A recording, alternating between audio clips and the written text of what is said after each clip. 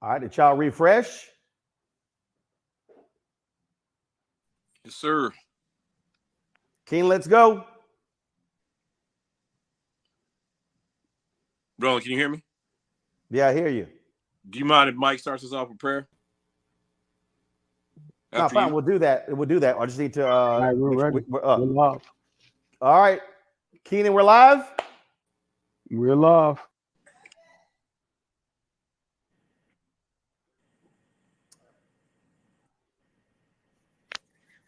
All right, folks, we are back for the second hour of Roland Martin Unfiltered, the Black Star Network. We also are live with our Win with Black Men call.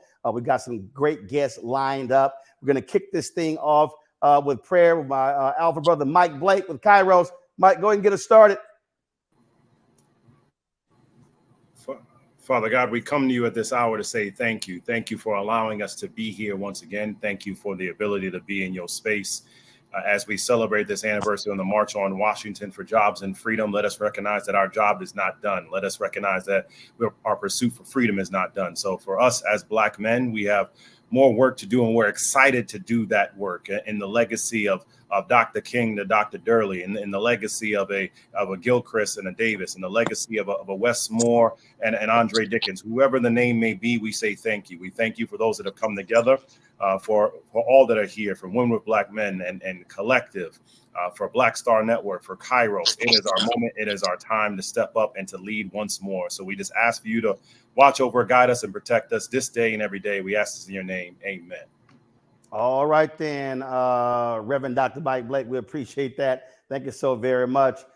Folks, we've got some great guests lined up, including Lieutenant Governor of Michigan, Garland Gilchrist, Lieutenant Governor of Pennsylvania, Austin Davis, and also Congressman Stephen Horsford, chair of Nevada, chair of the Congressional Black Caucus, who's also been named today co-chair of the Harris-Walz presidential campaign.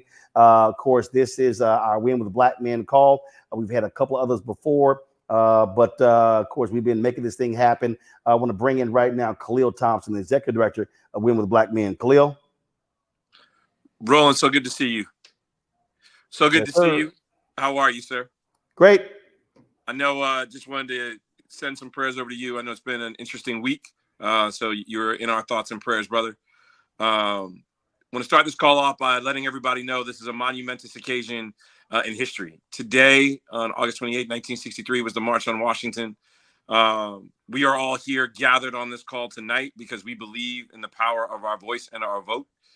We know that this is a performance review for all of those who are running to be elected officials. But even more so, we believe we have the greatest and best candidate in Kamala Harris to be our next president of these United States. Tonight, we're going to hear, as our host and moderator, Roland Martin, said, some dynamic speakers from Lieutenant Governor Garland Gilchrist, Lieutenant Governor Austin Davis of Pennsylvania, and Gilchrist from Michigan. I know we have Jevian Hodge and CBC Chairman Congressman Horsford's going to be on shortly. Again, just excited for everyone to be here, but want them to be on the lookout. Today, we sent our resource email out, the top 5 things that you should know about Kamala Harris and the Walz campaign. We're going to be hearing from voter protection from that campaign and what we need to do to protect our vote going into this election cycle. But again, I'm really excited for all to be here. My team member, Mike McQuarrie on Women with Black Men, is going to take this conversation over for the rest of the night. But excited with my co-hosts, Michael Blake, Quentin James, Bakari Sellers, and Roland Martin to be in this work with each and every one of you. All right, appreciate it. And so, what Khalil was representing Thursday, my sister Kenya Martin Williams passed away at the age of 49, and so I'll be headed to Houston tomorrow for her funeral on Saturday. So I certainly appreciate all the thoughts and prayers as well. Let me go to Quentin James, president of Collective PAC, as well as the Vote to Live Action Fund. Quentin. Hey, Roland, everybody. Thank you all so much for being here tonight. As Khalil mentioned, this is a historic day, and we are on a historic march towards this election. The biggest thing I want people to know is we are now entering election season. While election day is November 5th for most Americans, folks start receiving ballots next week. In North Carolina, people requested absentee ballots by mail. Early voting starts in Pennsylvania on September 16th. And so we are literally 10, 20, 30 days away from people casting ballots in some of the most important swing states. And so over the next few days and weeks, you will be getting text messages, emails about volunteer opportunities. We will need you all to help us make tens of thousands, if not hundreds of thousands of phone calls, text messages, and even knocking on doors to target the right Black voters to turn out and vote for Kamala Harris. And so we'll have more information about that in the next few days. But again, thank you all for having me. Thanks for being here. We'll get a little bit more into the conversation throughout the evening. All right, Quentin, we surely appreciate it. Thanks a lot. Joining us right now, Bakari Sellers, author, commentator on CNN, and also attorney. Yeah, what's going on, guys? Bakari Sellers here. Roland, I want you to know that you are somebody we look up to and adore, and during times of need and times of prayer. It's groups like this that lift you up, and I want you to know that we're lifting you up in prayer.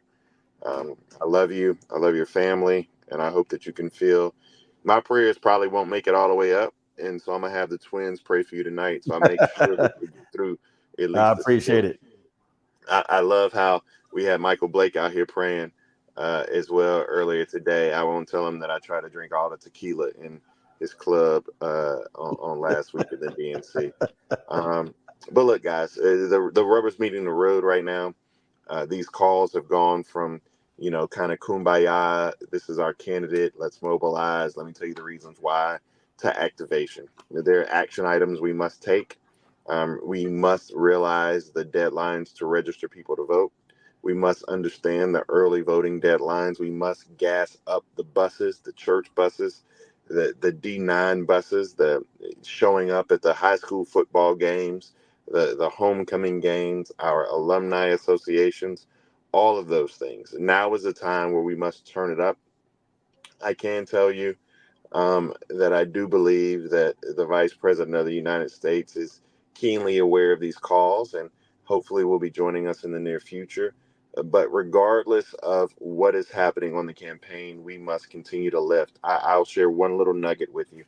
Here in South Carolina, at the University of South Carolina, much to the chagrin of myself and Joe Tecca and people like Steve Benjamin, they are having and pardon my language, Reverend Blake, but they're having a roast of cumula. They spelled it Cumala on the campus, housed on the campus of the University of South Carolina. I tell you that Milo Yiannopoulos, or whatever his name is, the former chief of staff for Kanye West, and one of the more misogynistic, racist, xenophobic individuals we've ever heard of, and Gavin McInnes, who is I may be pronouncing his last name wrong, the founder of the Proud Boys. They are going to college campuses to try to mold these young minds and just talk in the most derogatory terms possible. But this is an opportunity where we as Black men can stand firm, can stand and lift up these young folk, can be in a position, and I will send information out, particularly through Quentin and Michael, about how we can help mobilize these younger groups. The NAACP at the University of South Carolina is doing great work there, but it's just, if you think it's bad, like I've always told people in South Carolina, one of the things that we say is that when they go low, we go to hell. And so we're going to have to meet them there just to fight for our sister Kamala Harris. I love all of you all. I'm very appreciative of all the love and support. Let's just keep this going. Roland, my prayers are out with you. I love you probably more than you know. So I appreciate your work, your words. And as your family goes through this time, remember that only when it's darkest can you see the stars. I appreciate it, my brother. Thank you so very much. Thanks a bunch. We've got a couple lieutenant governors who we want to get on very quickly. Michigan is a critical state for Vice President Kamala Harris. Governor Tim Walz joining us right now. He's been on two of our previous calls. He's Lieutenant Governor of Michigan, Garland Gilchrist. We want to go to him right now. Roland, my brother, thank you so much. Thank you to Bakari, to Quentin, to Michael, to everybody who came together to host this, Blake. Thank y'all so much for the leadership you show, for bringing Black men together for this important movement at this important moment in our present and in our history and in our future. I'm Garland Gilchrist, Lieutenant Governor of the great state of Michigan. I wanted to give you a quick update on, I'm a little bit biased, but I think this is a state that will be pivotal to deciding this election. And so I want to let folks know a couple of things. The energy continues to be really incredible in Michigan, coming off of when the vice president and the governor came here a couple weeks before the convention. People are riding high coming off of the convention in Chicago. But now, as we wake up here on another day in Michigan, there's more voters to contact and more work to do. I'm kind of taking the lead role in making sure that we are reaching out to Black voters in the most effective way possible and to younger voters in the most effective way possible. Michigan has made some big changes in the last 2 years with the Democratic trifecta that we have alongside me and Governor Gretchen Whitmer that I think are going to make a difference for voter turnout that we have to take advantage of. First and foremost is that, absentee voting is going to start in Michigan the day after my birthday, September 26th. And so we want to make sure that as many people are requesting absentee ballots in our state as possible. We have our organizers trained up and ready to do so. The second thing is that we implemented early voting here in the state of Michigan, 9 days of early voting. So we're encouraging people, for those who may not vote absentee, but to go and vote early so that votes can be already cast and ready to be counted quickly on election day. Because it's important that we really leave no doubt about this Michigan victory. And the bigger that it is, the less susceptible it will be to the inevitable legal challenges that are going to come from it. But the third thing that really inspires me about what we're seeing in Michigan is this unprecedented energy from young voters. So we passed a pre-registration law so that 17-year-olds could get registered to vote ahead of their 18th birthday. And Michigan actually has now almost 80% of our 18-year-olds registered to vote. A bunch of them have signed up to register to vote just in the last 5 weeks since the vice president ascended to the top of the ticket.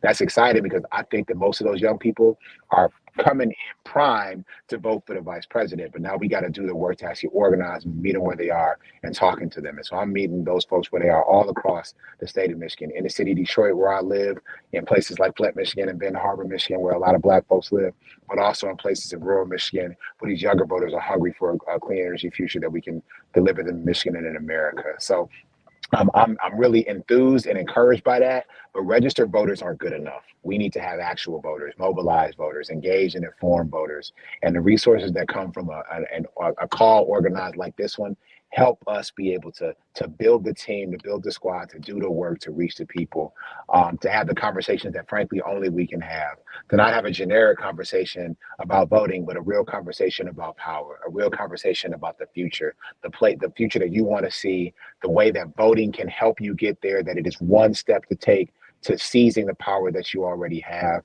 and know that we're going to try to be a model for that here in Michigan. I'm hoping that as many people as possible on this call actually make it their business to come see me in Michigan so we can organize, mobilize, and energize more and more people.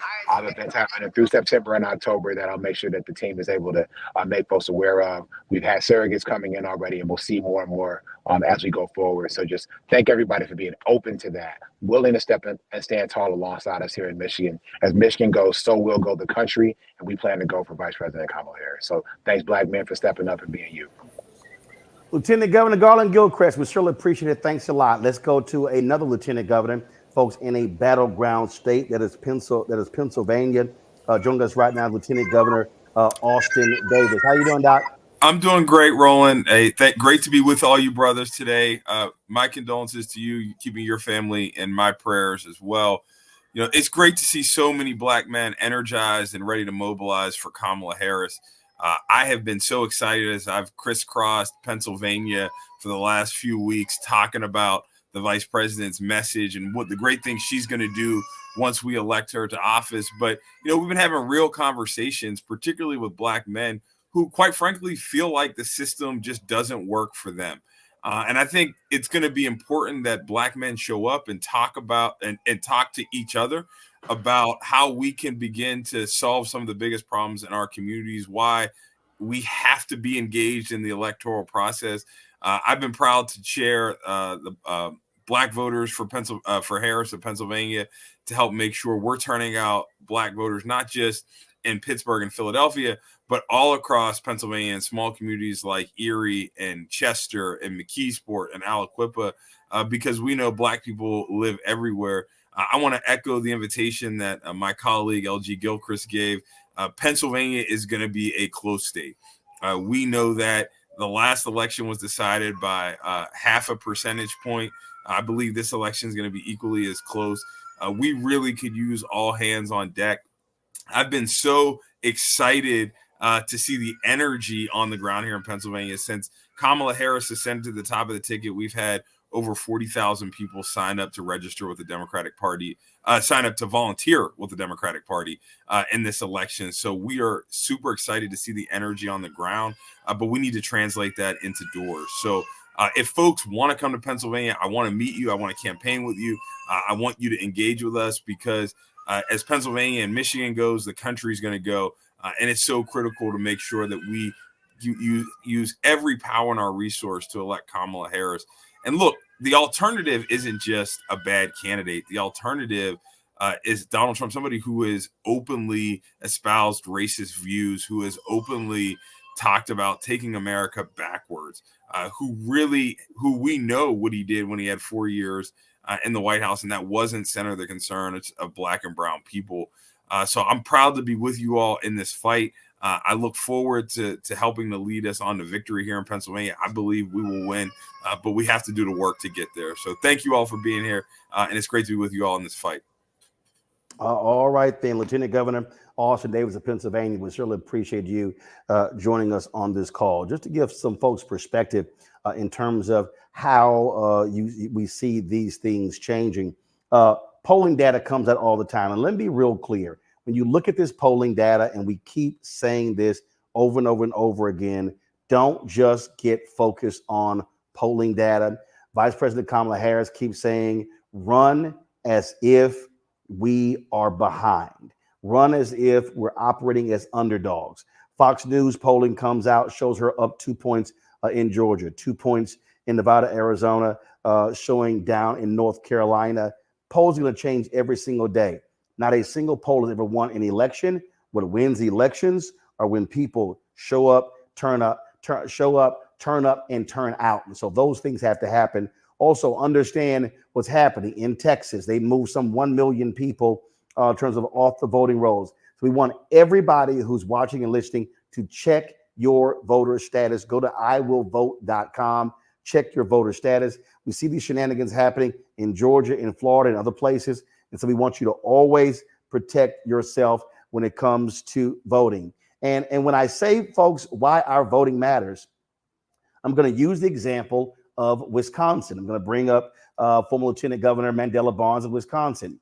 In 2022, he was running for the United States Senate against MAGA Senator Ron Johnson.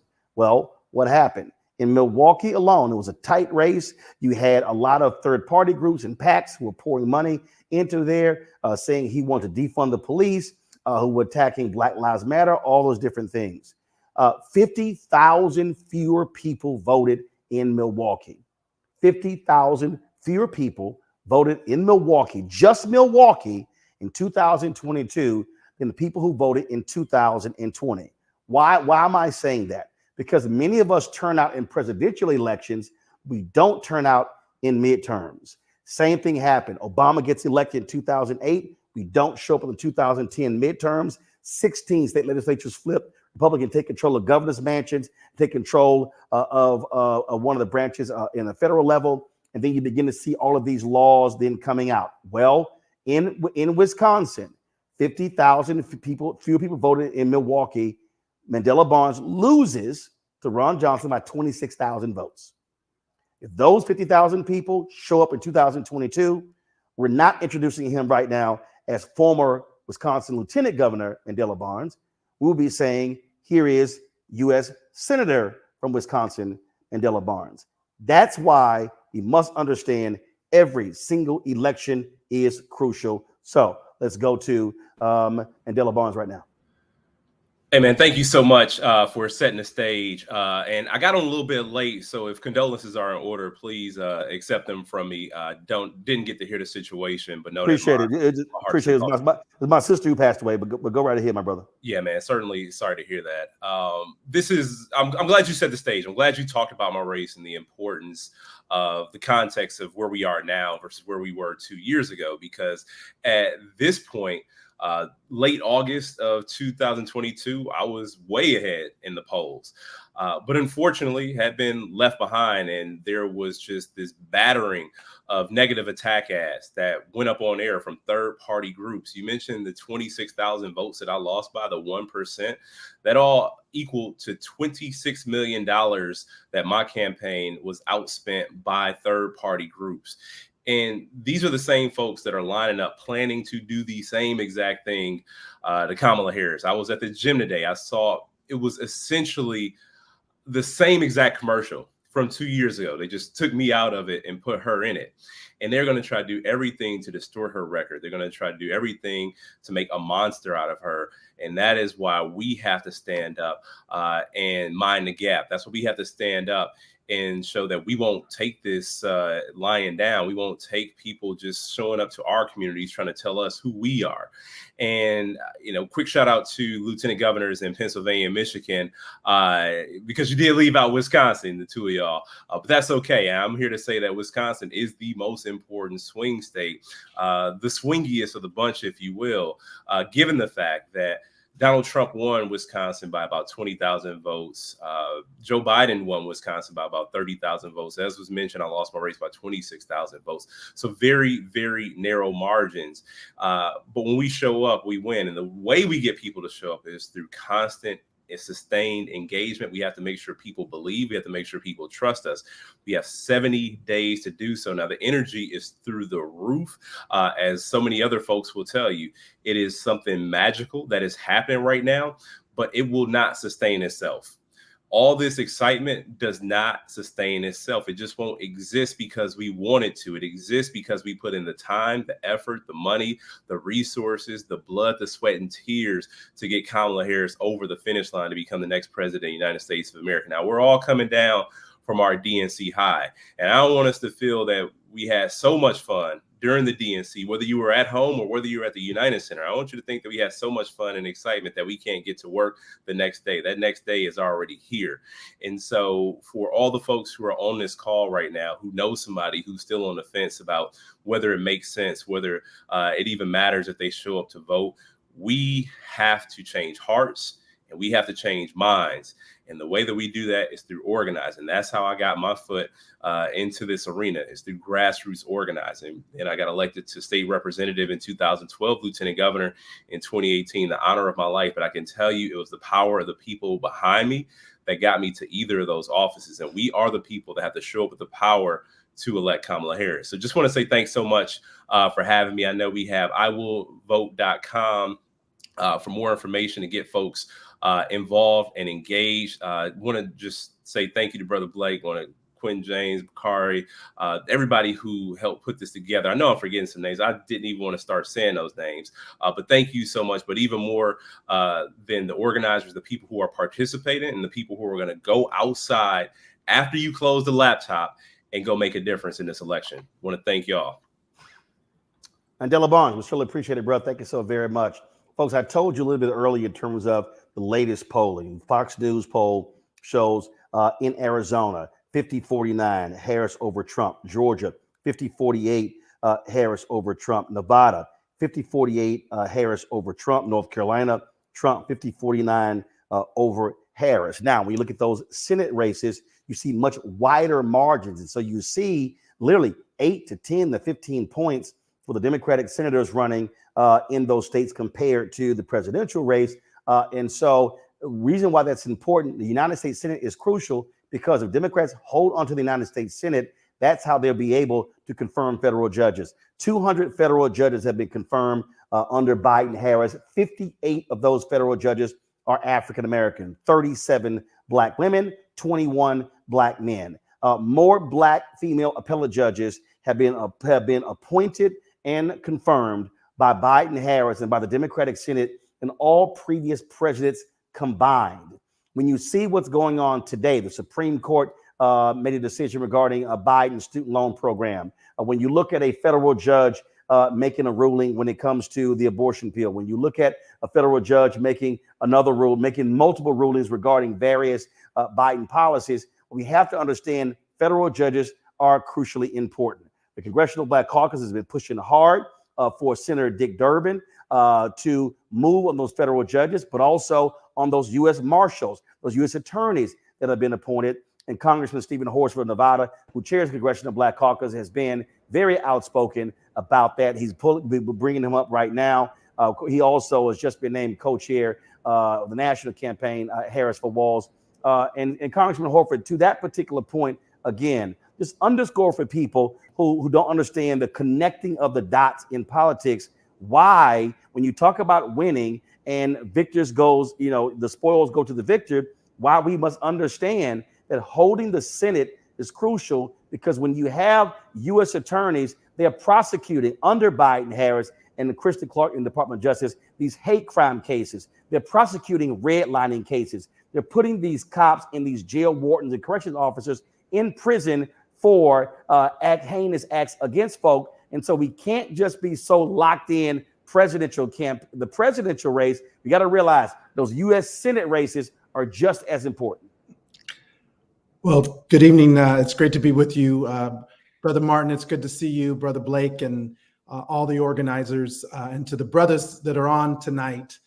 Look, we are 69 days from victory, and it's going to come down to each and every one of us and our vote for Kamala Harris and Tim Walz for president and vice president, but also to make sure that we put Democrats in the majority in the House. We make Hakeem Jeffries the next speaker, that we expand the majority in the United States Senate and add representation by bringing Angela Alsobrooks, Lisa Blunt Rochester, Colin Allred to the United States Senate. And I'm glad that you are touching on the importance of the federal judges, the U.S. attorneys, and the marshals. Today, in fact, we have a number of brothers who are still waiting on their confirmation, but because of a blue slip process, a tradition that dates back to Jim Crow, unfortunately, those confirmations are being held up.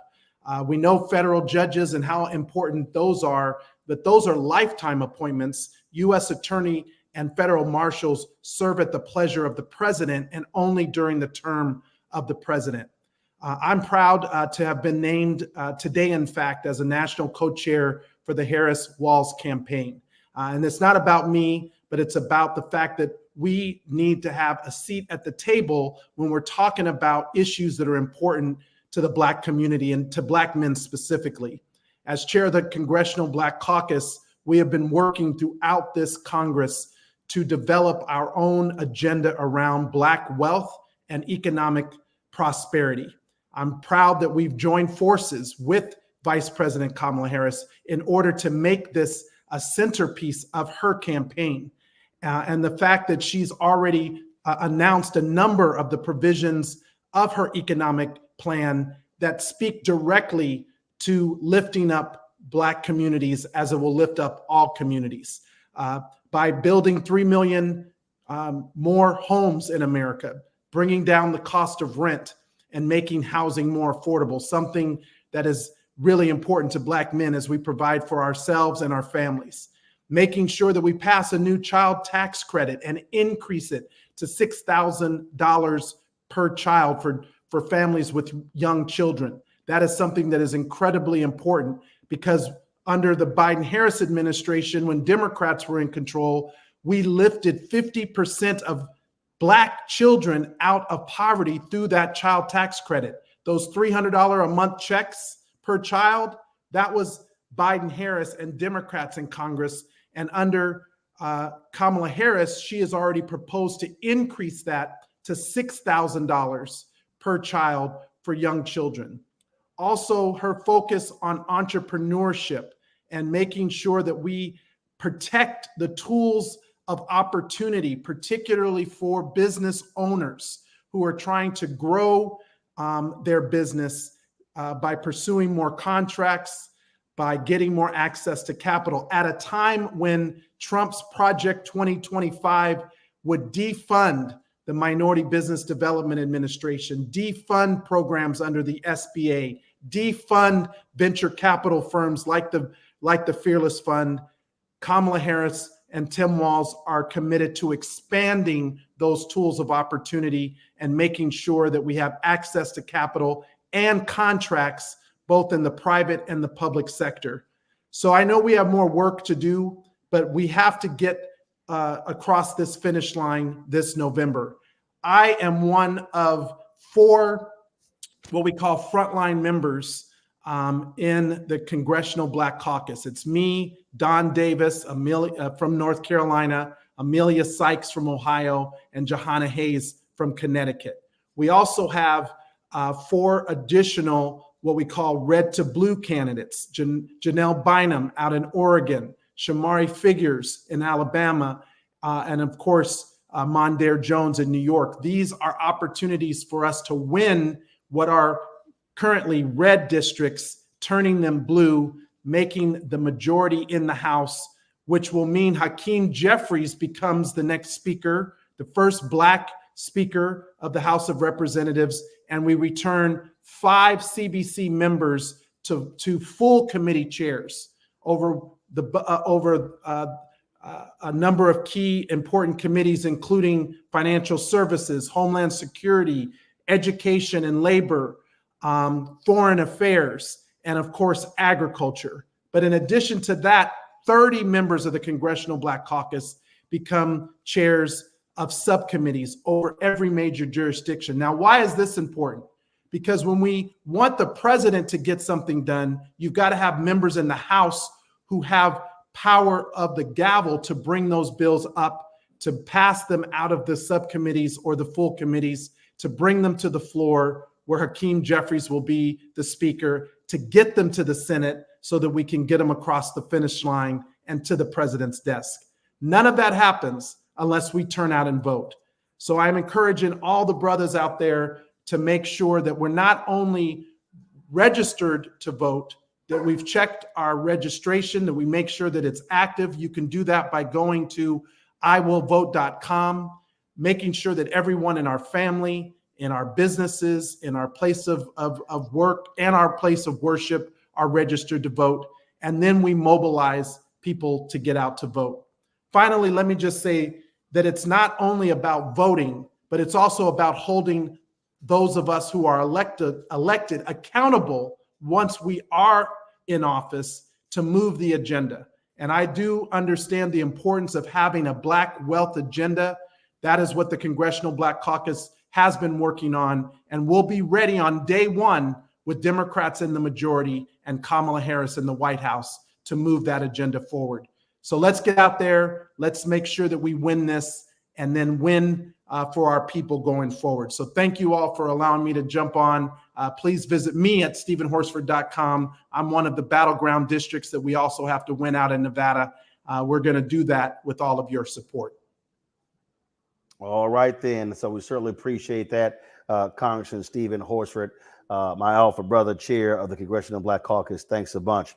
Folks, joining us right now is Darius Brown, Delaware State Senator. Also, keep in mind, happening there as well, we are likely going to get a sister back into the United States Senate, and that is Congresswoman Lisa Blunt Rochester. She is running for United States Senate there in Delaware.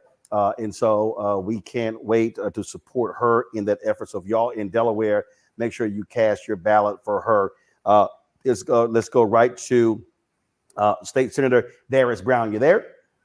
I am. Good to see you, Brother Roland, and all the brothers that are here tonight on tonight's call.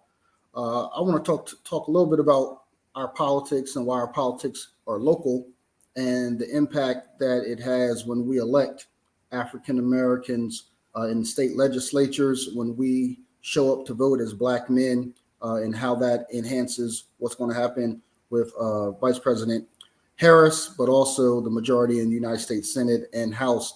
And what that was allowing us to do here in the state of Delaware, where we were able to appoint the first African-American Supreme Court justice recently. We were also able to add more African-Americans to the Delaware judiciary. We're able to adopt adult expungement, which was not legislation here in the state, and working with our Congresswoman Lisa Blunt Rochester, replicating her clean slate bill for automatic expungement in Congress here in the state of Delaware, where over 200,000 Delawareans now have had their records automatically expunged. We've been able to invest and build the first new public school in the city of Wilmington, an $86 million investment because of federal funds and how they've been able to be brought to the state of Delaware, and we're driving to improve public education. So for the brothers that are on this call, as we are going to make sure that we show up in November and vote for Vice President Harris, we're going to show up and make sure that we can get that Senate majority here in Delaware by electing our Congresswoman Lisa Blunt Rochester to the United States Senate. We want to make sure that we also increase Democratic representation in the House of Representatives so that Brother Hakeem Jeffries can be the Speaker of the House. But locally also, when we show up to vote, it is the trickle down effect. It is the effect of not only those that are going to be elected at the national level, but for a brother like myself, who's the only African-American man that serves in the Delaware State Senate. It's about electing more African-Americans to the state legislature and how we're able to invest and improve our communities because of that. So whether it's in our barbershop or in our churches or in our Masonic halls, or even within our neighborhoods, at our neighborhood bars or clubs, to engage our friends, particularly African-American men, around registering to vote, about getting active and participating in this election process and showing up to vote in November and throughout this early voting, absentee voting process that exists in many states. So for us in Delaware, we're going to show up blue, but we also want to make sure that African-American men are working with Brother Austin and friends of mine like Representative Jordan Harris and others in Pennsylvania, so that Pennsylvania shows up and is blue as well, so that we can have that victory in states like that as well. So again, I want to thank you all for allowing me to be on tonight's call, and for all of the brothers that are here.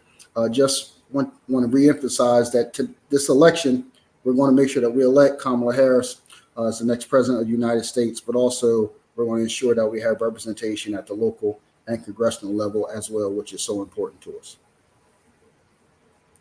All right, then. State Senator Darius Brown, we surely appreciate it. Thanks a lot. Folks, let's go to Arizona.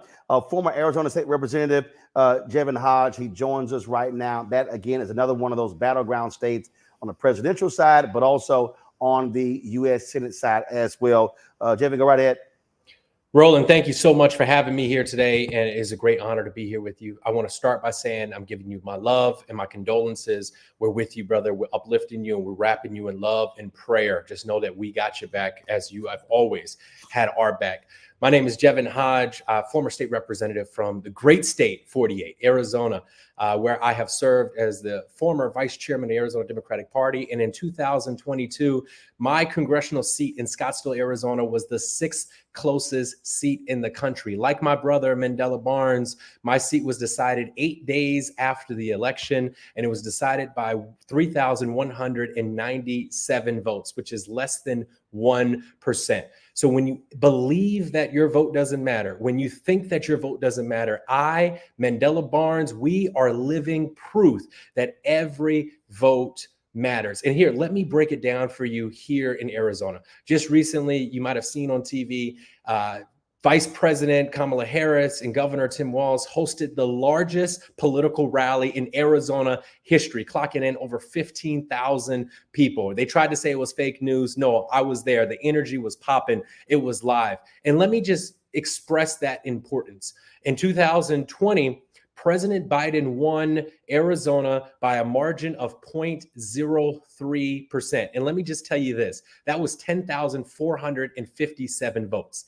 10,457 votes decided the presidential election in 2020. And I can tell you this, it's going to come down to a margin like that again here in 2022. We got Ruben Gallego running for the United States Senate. He is going to mop the floor with Kari Lake. And we need your help. We need your support. We need you to engage in Arizona. To give you an idea what the landscape looks like here in the state legislature, it is a 1-seat divide in the House and the Senate, 29-31 split in the House, 14-16 split in the Senate. We can flip both chambers. We can give Governor Katie Hobbs the governing majority so we can fight back for some pro-Arizona, pro-people solutions here. And with that, Black people in Arizona make up about 5% of the population. So when you look at that, about 4.1 million registered voters in Arizona, Black people make up about 20 to 25%. We alone will decide this election in 2024. And so we got to get out there. If you're in a blue state, consider making some calls in Arizona. Consider donating a few dollars to Arizona candidates and the infrastructure here that we're building in Arizona. And here's the cherry on top. We have a remarkable Black woman who is running to be the Maricopa County Attorney, Tamika Wooten, who will be the first ever Black county official and the first ever Black woman to serve as county attorney in the 4th largest county in America. We have an opportunity to make history here in Arizona. Early voting starts on October 9th, and nearly 75% of registered voters in 2022 applied to be on the early voting rolls. So look, we got to get out there. I vote because my mother has a pre-existing condition, and we got to make sure our people are protected. I vote because we got to do everything that we can to address the housing crisis. I vote because we want to put more dollars in people's pockets. I vote because my ancestors died for my right to be able to do so. So I got one question for you. Are you with me? Let's get out there. Let's do this. Let's rock the show. Arizona, just like Michigan, just like Pennsylvania, just like Wisconsin, just like Georgia, will be one of the consequential states in the union that will decide the future of this country. Thank you, my brothers. Thank you, Black men. Thank you for stepping up. Look, we can't just leave it to the sisters to save this country. We got to do our part too. I love each and every one of you. Thank you for being here tonight. Thank you, Roland. Oh, all right, then. We certainly appreciate you joining us, Jevin. So earlier, I think it was Mike, no, it was Khalil made a reference to today. So yeah, it is correct. 61 years ago, the March on Washington for Jobs and Freedom took place here in Washington, D.C. Of course, Dr. King gave that speech known as I Have a Dream speech, but was called Normalcy No More. But also keep in mind, 69 years ago on this day, Emmett Till was lynched in Mississippi. That took place August 28th, 1955. And many of us were there 16 years ago in Denver when on this date, then Senator Barack Obama accepted the Democratic nomination for president in the stadium there in Denver. And so just wanted to give you those historical footnotes that took place again on this day, August 28th, in different years. Joining us right now, folks, is Kevin Olasanoye. I hope I pronounced that correct. He is the executive director for the Democratic Party in Georgia. Georgia is a critical battleground state.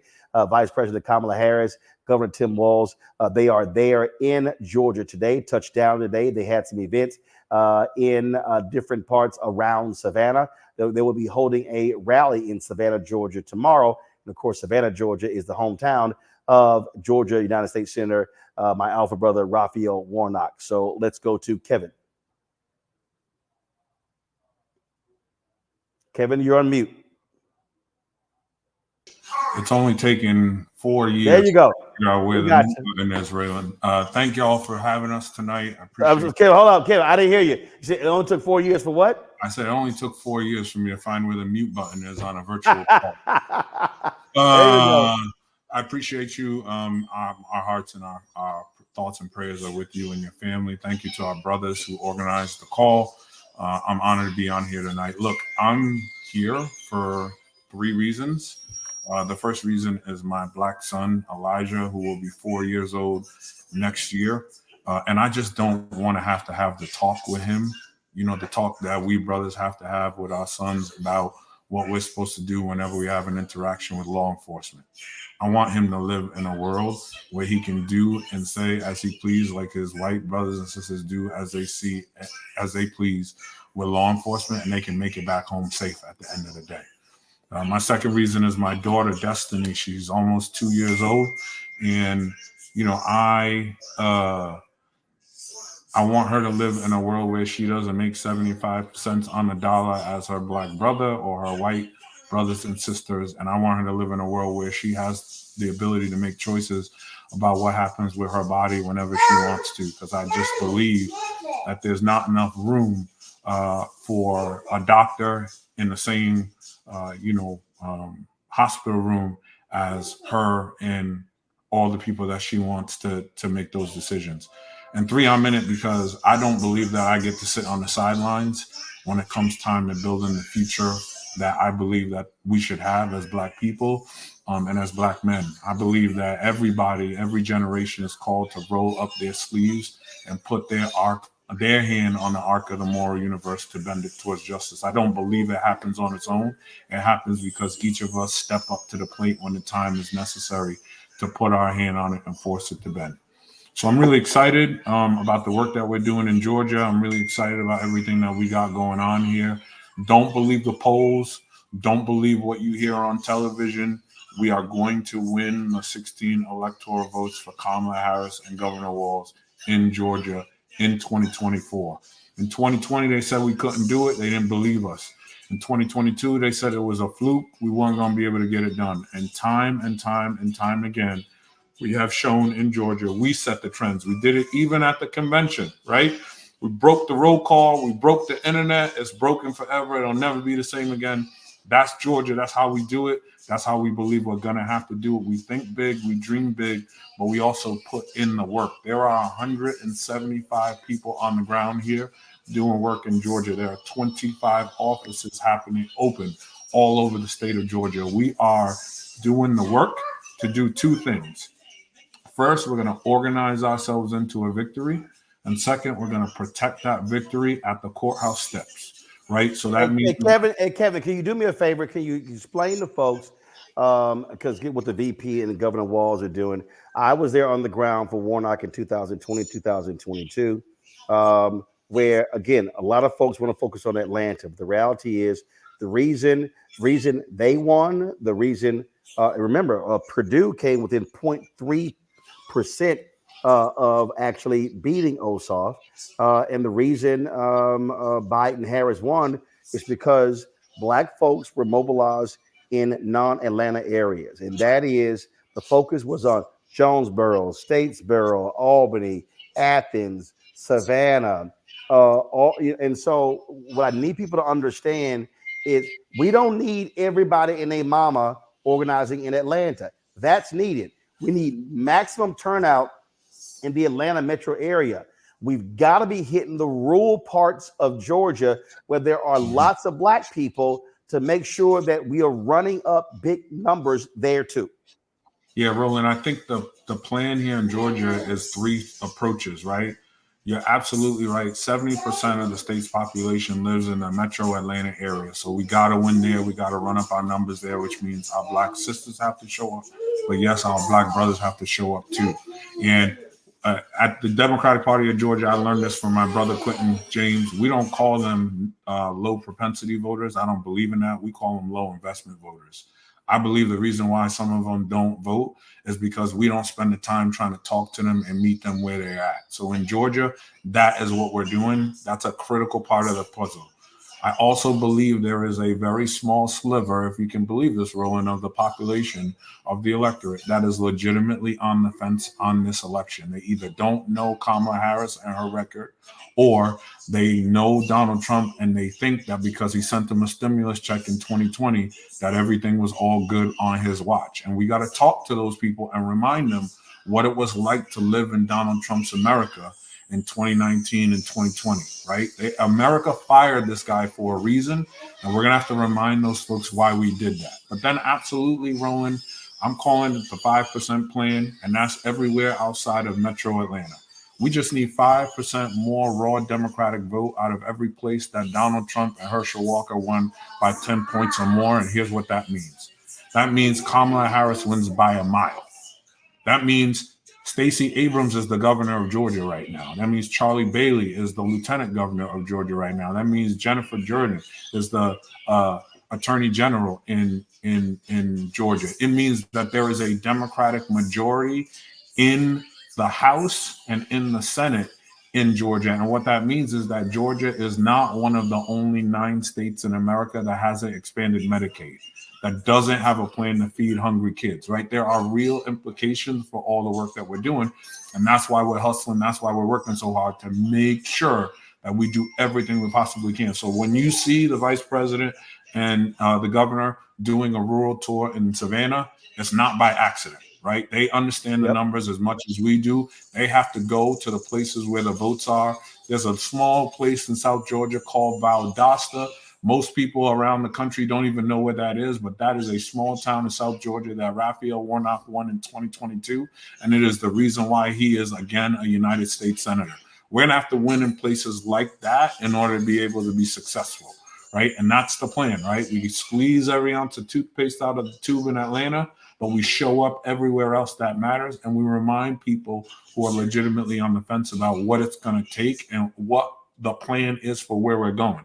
Because as much as elections are about where we've come from, they're also about charting a future for my son Elijah and my daughter Destiny that I was talking about. So I'm honored to be here with y'all tonight. Look, if you're looking to get involved, if you're looking to make an impact, Georgia, we set the trends. I believe wholeheartedly we are going to win here. And when we win here in Georgia, we are going to win everywhere else. And we're going to do the thing that we have come to try to do. So I appreciate y'all. If you're looking to get involved, www.georgiademocrat.org. My finance director will kill me if I don't say, throw us a couple dollars, 5, 10, whatever you can. It goes a long way.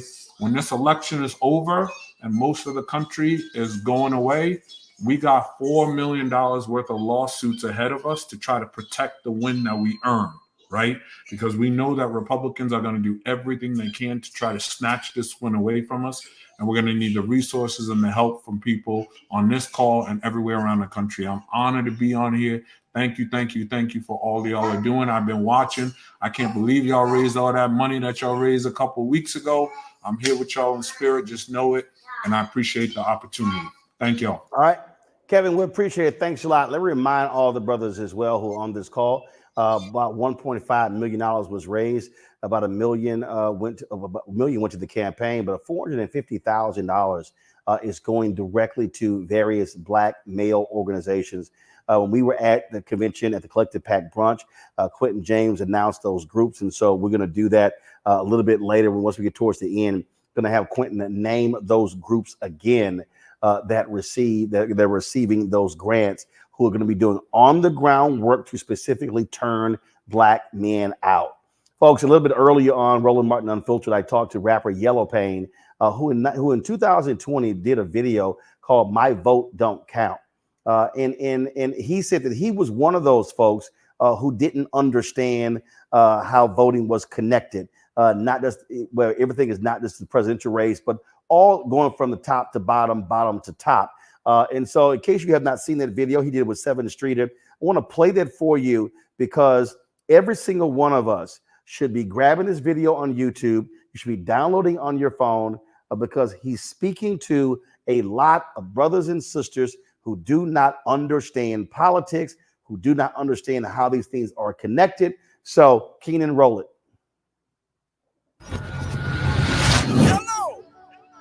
I know the world won't give me nothing, so I gotta take it. And I know it's a way we can win. Why won't nobody say it? It don't matter where we from, suburbs or the slums. They don't wanna see us winning, they'd rather keep us dumb. Could have a walk, but we don't know how. Don't let them tell you that your vote don't count. Well, he was in office for 8 years, bro. Still ain't getting nothing done for it. Bro, you and me done worked at this barbershop them whole 8 years, bro. They don't care about us, bro. No, that's facts, though. I really don't even remember the last time a president did something for us, to be honest. Yeah, I ain't trying to go out in that sun and vote. Bro, you literally don't know what you're talking about, man. First thing first, you know, back in middle school when they taught us it was 3 branches of the government. We forgot it when we got older. It's the judicial, the legislative, and executive. But all we know is the executive. That's the mayor or the governor and the president. Now, none of them 3 people make no laws. They just be checking them. The laws come to their desk and all they do is say no or yes to it. So when the news station tried to tell us that Barack Obama couldn't put us on, we was all salty at Obama when it was the Congress members all along. We got to focus on the legislative branch. Yeah, they the ones that make the laws. Yeah, they the ones write how much food stamp money you get on the card. But when people that wanted to help us wanted the job, I know they probably lost. Cause we ain't even know their name, we ain't know their face, we ain't know it all.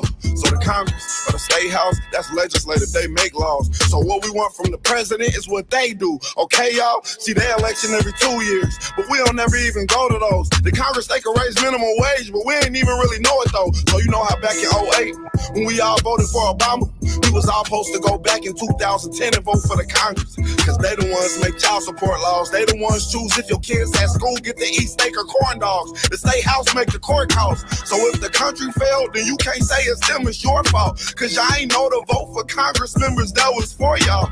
And they don't gotta leave after 4 years, and we just let them sit. See, they don't want to tell you this, they want you to focus on the president. Now the third branch is the judicial, that's judges. They the reason why John Crawford and Trayvon ain't had justice. So when Meek Mill got locked up just for popping willies, we blame the judge and not the city when they let her get voted in, cause they ain't know who to vote against. Imagine life on the other side. Roads better, schools better, everybody get their license back, grocery store food better, custody of your kids back, homeless people get new shelters. If we gonna fix the U.S., we gotta start with them 2 letters. Me and you. Somebody told us that the government want to keep us broke, but the only reason why those people in the government is because we ain't vote. And I ain't talking about the president, I'm talking about the ones we ain't know. See, they was gonna try to keep it low, but it's gonna hurt them when they see the pros. I know the world won't give me nothing, so I gotta take it. And I know it's a way we can win. Why won't nobody say it? It don't matter where we from, suburbs or the slums. They don't wanna see us winning, they'd rather keep us down. Could have a war, but we don't know how. Don't let them tell you that your vote don't count.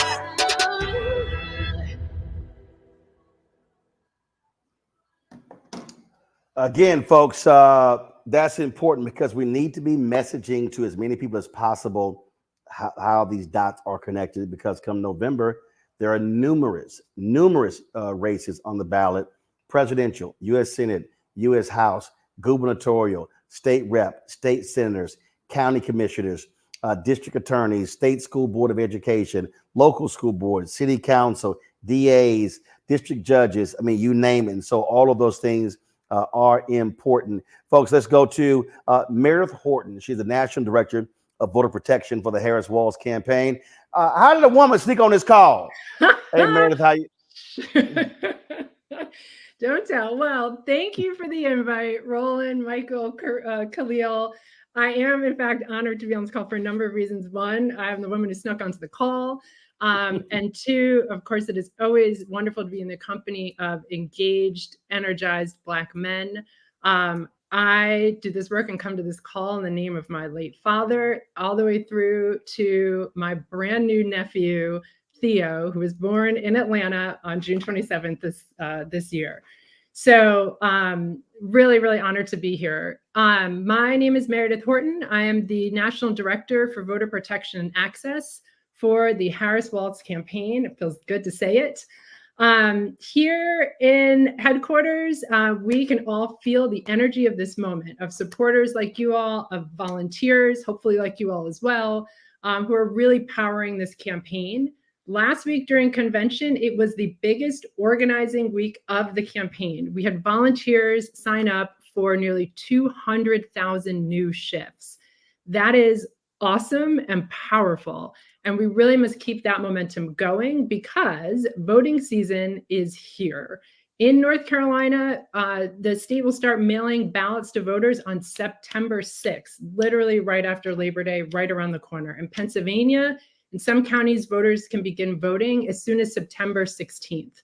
So that's why I'm so excited to talk to you all today, to talk about voter protection, a little bit about what it is, what we're building this cycle to make sure that voters are able to cast that ballot, have that ballot count, and make sure that this election is certified. I will also, of course, have an ask for you all, which is to sign up and join us in the effort to protect the vote as well. So a little bit about me, again, the woman who stuck onto the call. I have been working and involved in voter protection and voting rights work as a lawyer for over a decade, both in the Democratic campaign ecosystem where I started in Georgia. So shout out to Kevin, who continues to hold down that state. And I've also done this work on the nonpartisan side. I'm also really proud to have spent quite a bit of time doing this work in the South, where we know our voters are and where our voters of color are represented more heavily and often are facing really significant burdens and barriers historically and still sometimes in present day.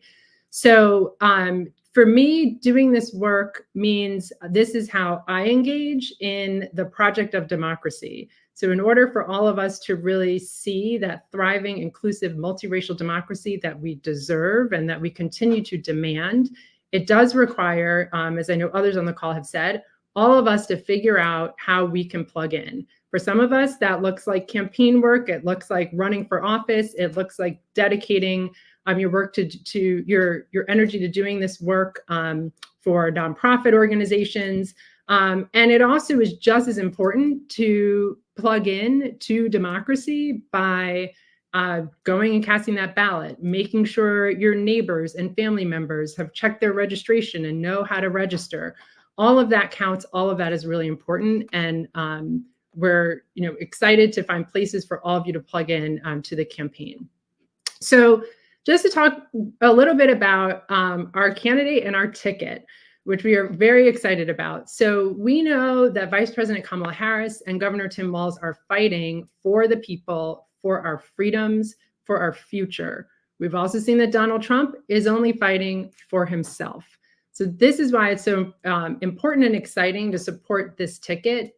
We are committed to strengthening our democracy and protecting our freedoms. Vice President Harris told us last week at convention that when we elect her and Governor Walz, we will finally have the opportunity to pass the John Lewis Voting Rights Act and the Freedom to Vote Act, kind of critical pieces of legislation to continue to safeguard our right to vote. We know that as senator, she introduced the Vote Safe Act, which aimed to expand early in-person voting, no excuse, mail-in voting, and drop boxes across the country, all things that make it easier for folks to cast a ballot and have that ballot count. And under the Biden-Harris administration, we saw the DOJ double its number of voting rights attorneys and enforcement staff. So they are prepared, again, to make sure that we are protecting the right to vote and being aggressive about it. So as I said at the top, in voter protection, our central job is really to make sure that every eligible voter who wants to cast a ballot can do so and have that ballot count, and make sure that those elections are certified. So I'm going to talk a little bit about what we're building to do that. So right now we've got over 100 staff in 12 states, and that will continue to grow as we get closer and closer to Election Day. So we are standing up or have stood up teams in Arizona, in Nevada, Michigan, Minnesota, Wisconsin, New Hampshire, Pennsylvania, Georgia, Florida, Virginia, North Carolina, and Maine so far. And this team is complemented by a really strong legal program that has been developing expertise on the laws and legal landscape in our top battleground states since last fall. So we work hand in hand together to monitor issues and barriers to voters as they arise, and make sure that we're using tools like litigation and going to the courthouse when necessary in order to protect that right to vote. And the legal team has been involved in nearly 24 lawsuits across the country so far aimed at protecting voters. So my staff will be working over the next 60 plus days to counter all the attacks on voting rights and to shore up our election systems so that they work for our voters. And there's three main elements of our program. So one, expanding access to the ballot, two, protecting elections, and three, educating voters. So when we talk about expanding access, we are working hard and have been since well before this moment here, since earlier this year, to remove barriers to the ballot box and to proactively look for opportunities to expand access to voting. So we are true advocates in voter protection. We do this building on the work of previous cycles. We recognize that by and large, voters now do have more ways to cast a ballot than ever, a lot of which is due to changes implemented during 2020 in the pandemic, such as expanded vote by mail. And so while we've seen expansions, we have, of course, also seen states that are trying to roll back some of that access. And so we've been tracking this and are on the case.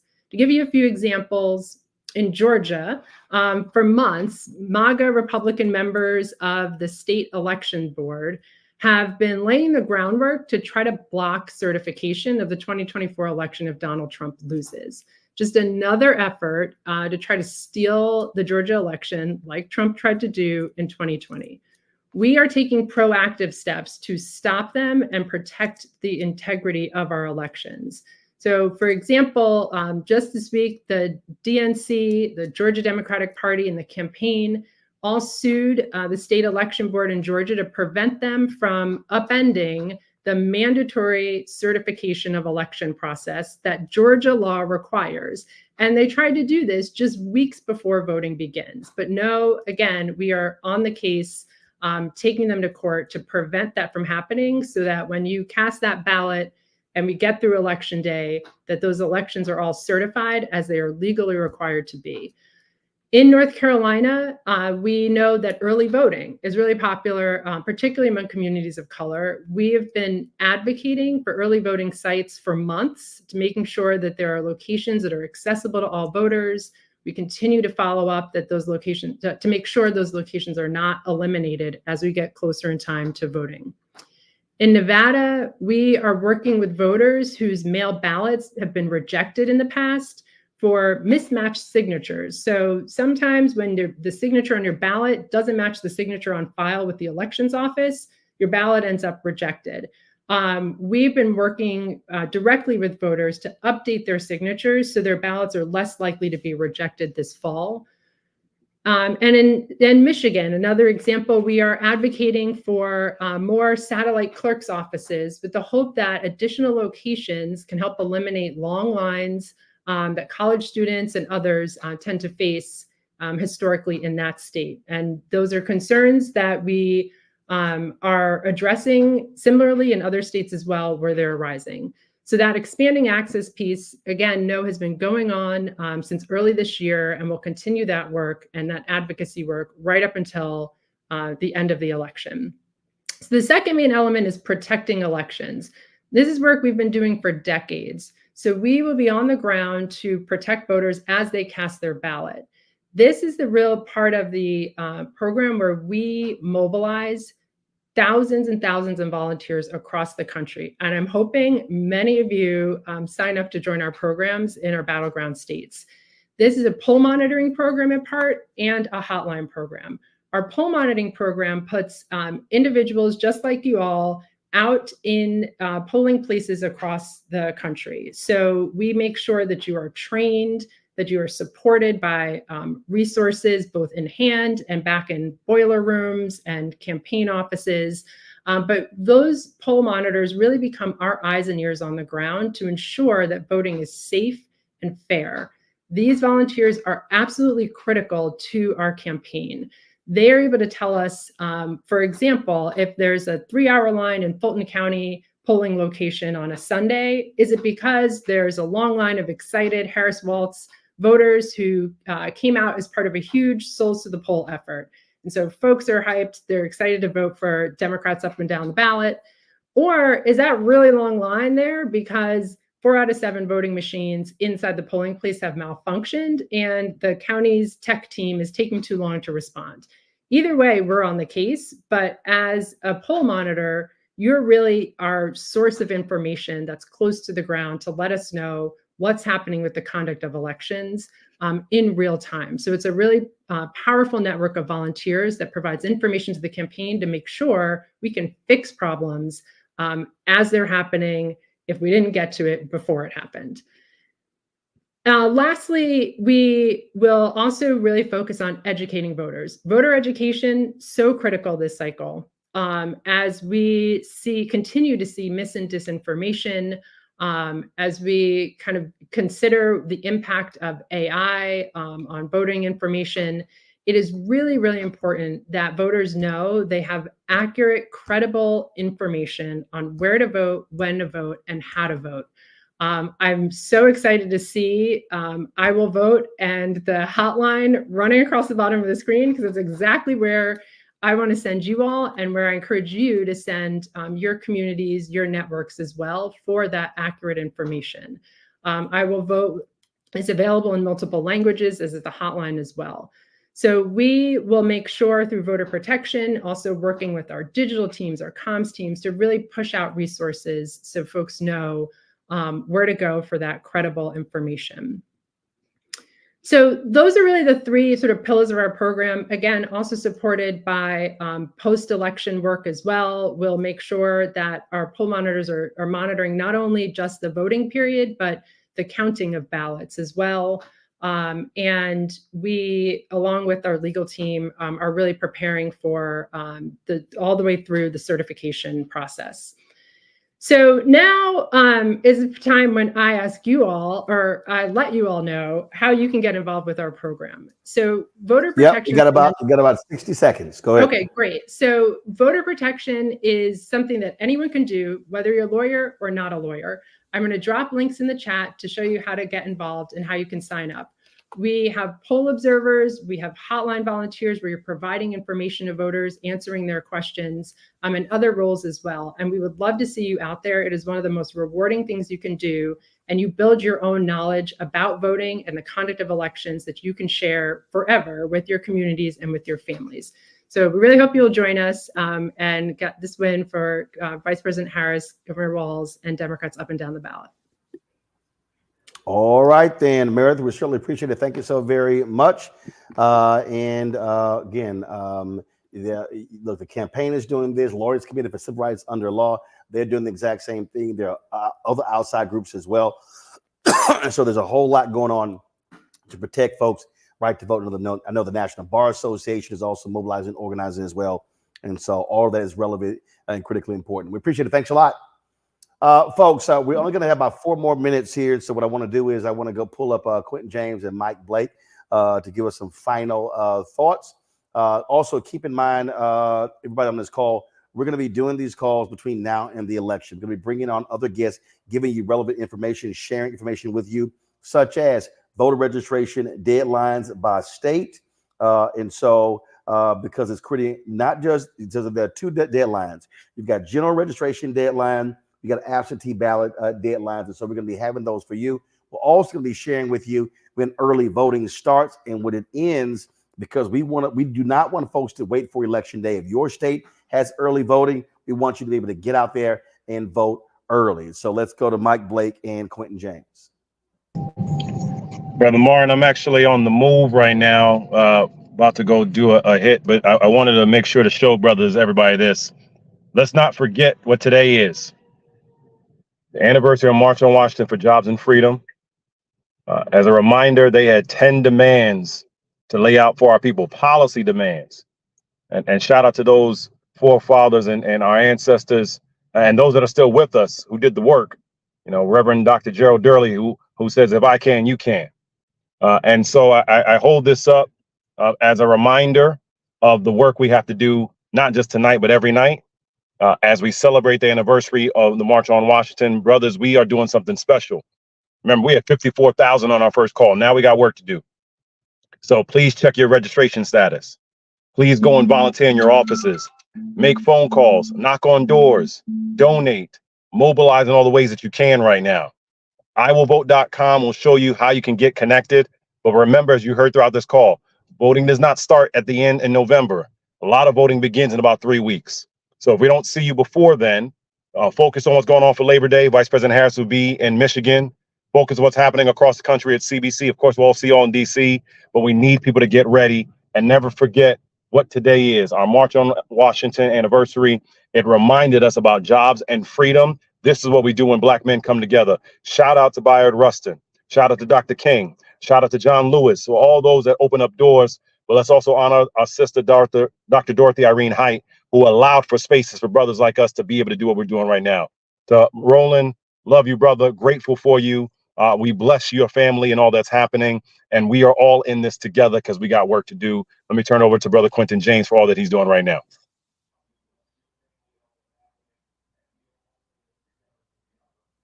Mike Blake, thanks a lot. Be safe. Quentin James with Collective Pack.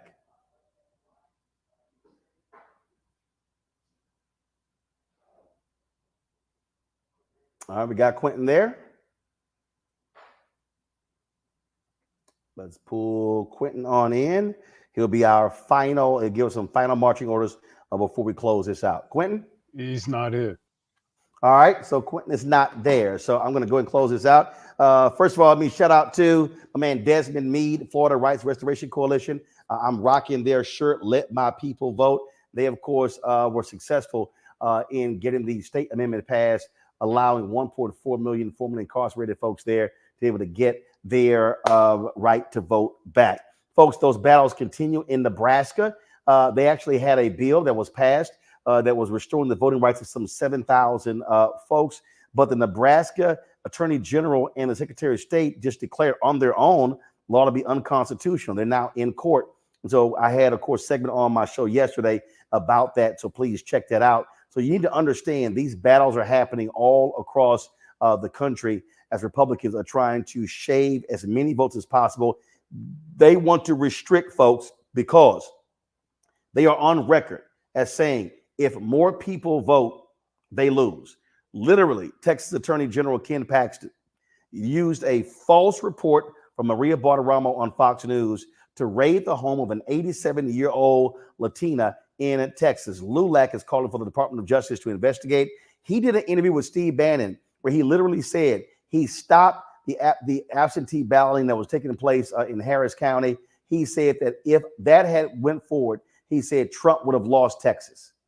So understand what is going on all across this country. And so that's where voter protection is so critically important. Let me thank everybody who's been involved with this call, our co-conveners.